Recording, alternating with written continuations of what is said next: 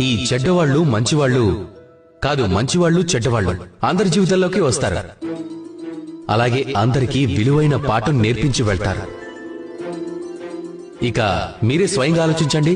జీవితంలో మొట్టమొదటిసారిగా మీరు నిప్పుని ముట్టినప్పుడు అప్పుడు మీరు ఈ పాఠం నేర్చుకున్నారు, నేను నిప్పుకి కొంచెం దూరంగా ఉండడం మంచిది అని. కానీ మెల్లమెల్లగా ఆ నిప్పుని నియంత్రణలో ఎలా ఉంచడం మంచిదో నేర్చుకున్నారు. ఆ తర్వాత మీరు దాన్ని జీవితంలో ఎలా ఉపయోగించుకోవాలో నేర్చుకున్నారు. అది చీకటిలో వెలుగు పొందడం కావచ్చు, లేదా వంట వండడం కావచ్చు.